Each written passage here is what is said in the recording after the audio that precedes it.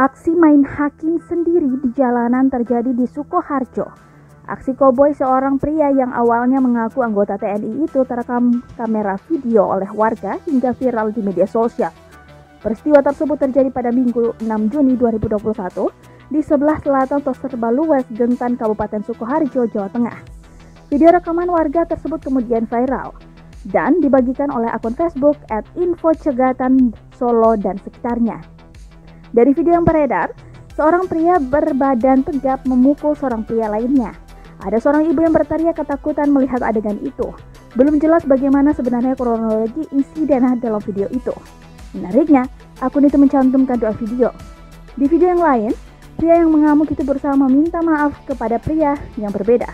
Menurut si pengunggah video, mobilnya yang sekilas seperti Avanza atau Xenia warna silver berplat nomor B1568 NTJ diserempet oleh pengendara mobil Honda Freed putih plat nomor AD8453MM. Si pengunggah video juga menulis, pria mengamuk itu akhirnya meminta maaf karena didatangi orang yang punya kenalan dengan anggota berpangkat yang lebih tinggi.